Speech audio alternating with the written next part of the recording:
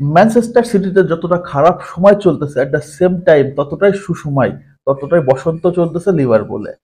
Liverpool এই মুহূর্তে লিগের 1 নম্বরে আছে, এবং অপরদিকে যদি দেখি সিটি, তারা এই মুহূর্তে লাস্ট 10টা ম্যাচ হারতে হারতে এমন একটা অবস্থায় চলে আসছে, পেপ গার্দিওলাকে আসলে স্যাক করা হবে কিনা বা স্যাক করে দিবে এমন একটা কথাবার্তা উঠে গেছে অলরেডি।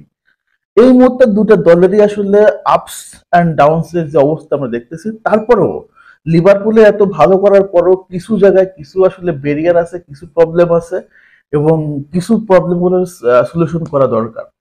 এবং সিটির তো দেখছেন যে অনলি মাত্র একটা প্লেয়ার রোদ্রি না থাকায় তাদের পুরো এই সিজনটা আসলে মাটিয়ে গেছে। যে সিটি লাস্ট 5-6টা সিজন ডোমিনেট করছে, তারা চ্যাম্পিয়ন লিগ জিতছে, ট্রিবল জিতছে, সেই টিমটা শুধুমাত্র এক রোদ্রি না থাকায় পুরো পারফরমেন্সটা ফ্লপ, এবং লাস্ট 10টা ম্যাচে অনলি একটা ম্যাচ জিতছে।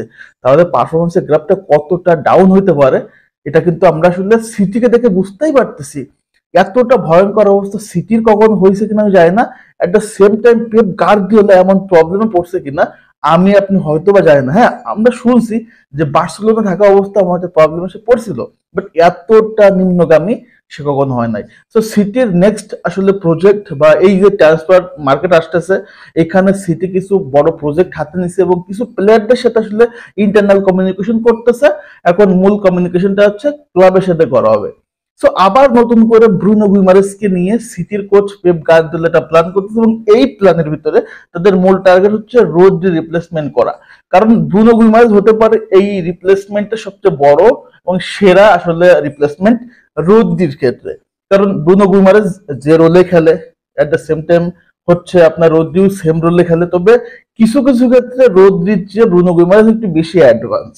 যার কারণে পেপ গার্দিওলা কিন্তু অনেক দিন থেকে এই ব্রুনো গুমারেজের উপর নজর ছিল, এবং ব্রুনো গুমারেজ একটা উঠতি তারকা, তারা এখনো অনেক টাইম বাকি, সিটিতে আসলে লং টাইম সার্ভিস দিতে পারবে, যেটা সিটিকে অনেক বেশি হেল্প করবে। এবং যখন ব্রুনো গুমারেজ সিটিতে আসবে, তখন সিটির টোটাল টিমের সাথে মানিয়ে নিতে পারলে সিটির টিমটা কিন্তু ব্যালেন্স হবে অন্তত মিডফিল্ডে।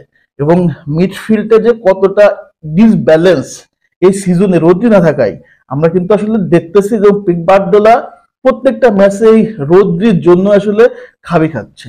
সো ব্রুনো গুইমারেজ হতে পারে খুব বড় সলিউশন, এবং মনে হচ্ছে যেভাবে আলোচনা চলতেছে সিটির খুব শিগগিরই নিউক্যাসল ইউনাইটেডকে তারা একটা প্রপোজাল পাঠাবে।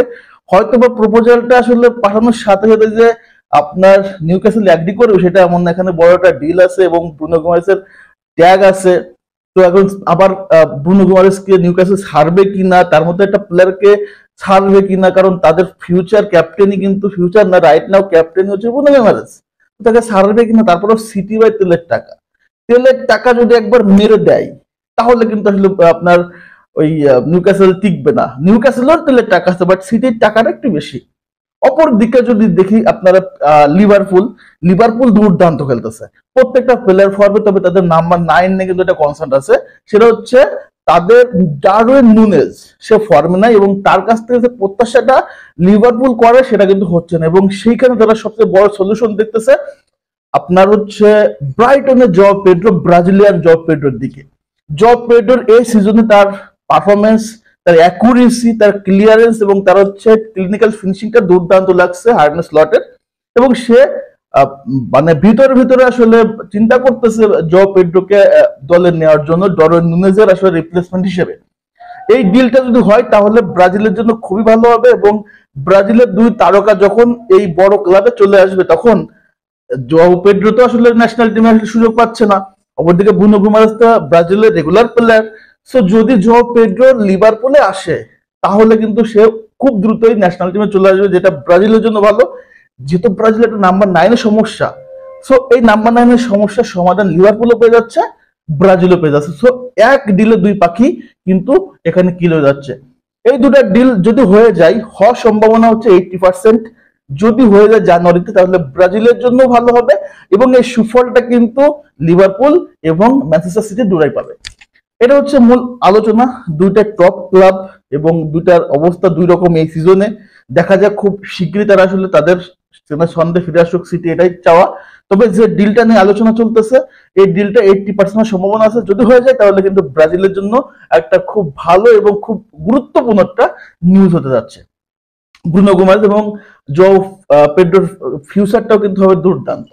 তো এই দুটো ডিল যদি হয়ে যায় তাহলে কেমন হবে, তারা পারফরমেন্স আসলে কতটা করবে, এবং এই ডিলটা হওয়ার সম্ভাবনা হচ্ছে 80% বলে রাখলাম।